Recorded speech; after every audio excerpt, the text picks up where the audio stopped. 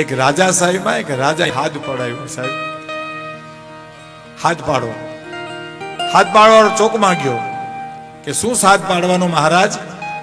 કે એમ કયો કે દરબારગઢની ડેલીએથી નીકળવું નહીં, અને નીકળવું તો મૂછે હાથ નો નાખવો, મૂછે હાથ નાખવો તો ખોખારો નો ખાવો, ખોખારો ખાવો તો 10 રૂપિયા દંડ ના આપવાના તમારે. સાહેબ જે 10 લાખ જેવા ગણાતા હતા એવે વખતે હાથ પાડ્યો. સાહેબ દરબારગઢની ડેલીએથી નીકળવું નહીં, હાથ સાંભળજો.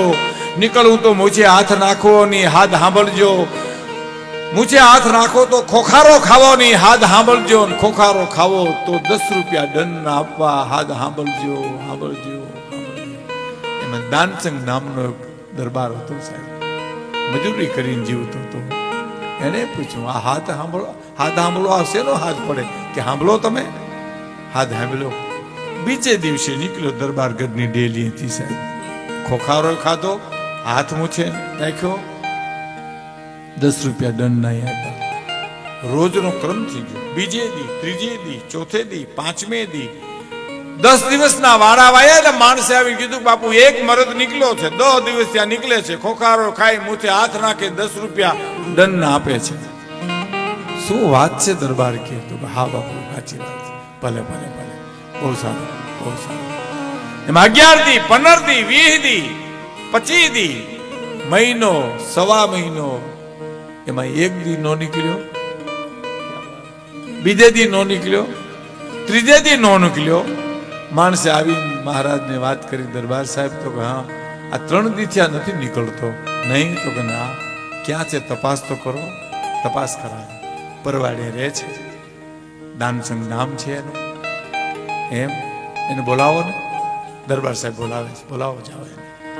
આમ ખાટલા પર બેઠો તો મજૂરી કરીને આવીને થાકીને માણસે કીધું કે દરબાર સાહેબ બોલાવે છે. આવ્યો, પગરખાં પહેરી, જેટલી દરબાર સાહેબ અમે મર્યાદા જોઈ એટલે મર્યાદા રાખી. બાપુ જય માતાજી, જય માતાજી. દાનસંગ તમારું નામ છે? હા બાપુ મારું નામ. રોજ તમે દરબારગઢને દરવાજેથી નીકળો છો? હા બાપુ હું નીકળતો હતો. હવે નથી નીકળતો.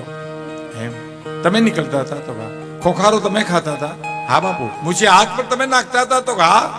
10 રૂપિયા દંડના પણ તમે આપતા હતા? તો હા. દાનસંગ તારા પડકારા ઉપર, તારા ખોખારા ઉપર હું રાજ ચલાવું છું.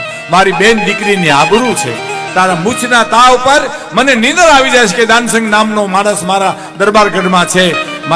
મારી રયતનો વાળ વાંકો નહીં થાય. પણ બાપ 3 દિશા કેમ નીકળતો નથી? મરદાનગી ઓછી થઈ ગઈ છે? ખર્ચી ખૂટી ગઈ છે? ના બાપુ, ખર્ચી નથી ખૂટી, મરદાનગી ઓછી નથી.